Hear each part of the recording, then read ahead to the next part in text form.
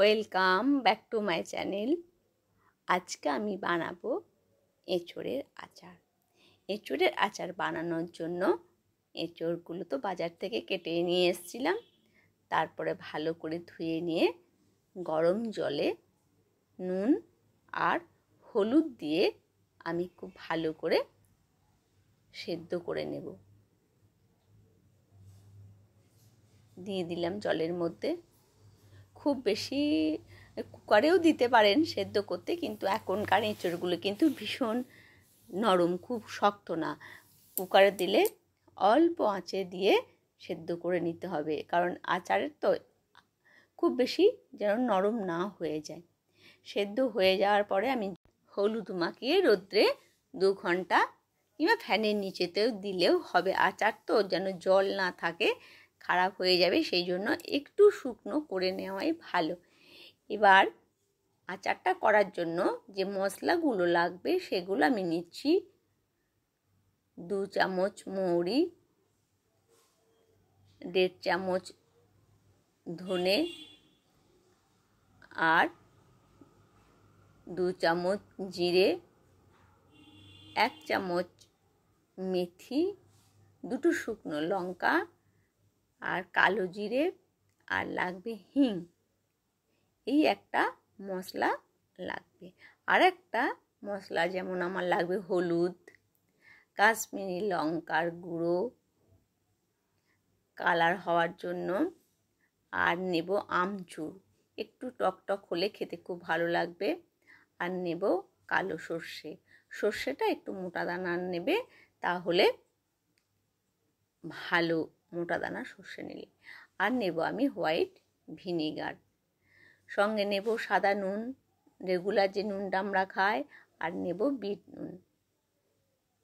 এবার কড়াইয়ের মধ্যে আমি যে মশলাগুলো আমি একটু গরম করে বা একটু ভেজে নিয়ে রোস্ট করব, সেই মশলাগুলো আমি কড়াইয়ের মধ্যে দিয়ে দিচ্ছি। ধনে, জিরে, মৌরি, শুকনো লঙ্কা আর মেথি। এটা যখন হয়ে আসবে আমার, তখন আমি দেব সর্ষে। সর্ষেটাও হালকা একটু নেড়ে নিয়ে আমি এগুলো গুঁড়ো করে রেখে দেব। এবার একটা বাটিতে আমি মশলাটা নিয়ে নিচ্ছি। এবার একে একে আমি দিয়ে দেব কালো জিরে। কালো জিরেটা কিন্তু আমি ভাজিনি, এটা কিন্তু কাঁচা থাকবে। ওটা গন্ধটা খুব সুন্দর বেরোয়, ওই জন্য ওটাকে ওর সঙ্গে পেস্ট বা গুঁড়ো আমি করিনি, কাঁচা দিয়ে দেব। আর দেব লাল লঙ্কা, আর দেব হলুদ, যাতে কালারটা সুন্দর হবে আর গন্ধটাও বেরোবে খুব সুন্দর, তার জন্য দেব হিং। এবার সুন্দর করে সব মশলাগুলো আমি মেশাবো। এবার আমি দিয়ে দিলাম যেটা বিট নুন,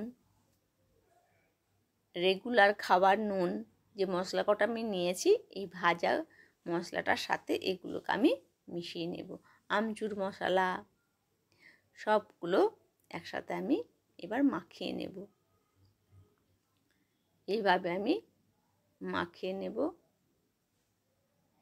ব্যাস, পুরোটা যেন সবার সাথে সবার মশলাটা যেন আবার সুন্দর করে মিশে যায়, এইভাবে আমি মশলাটা মিশিয়ে নিচ্ছি।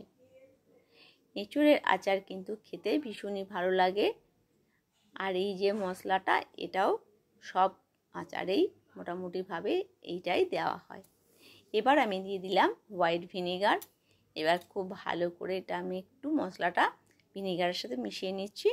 বেশি মেশানোর দরকার নেই, আমি তো তেল দিয়ে দেবো। এবার এঁচোড়গুলো আমি মশলাটার মধ্যে দিয়ে মাখিয়ে নিচ্ছি। এইভাবে মাখিয়ে নিলাম। এবার কড়াইয়ের মধ্যে আমি তেল গরম করতে দিলাম।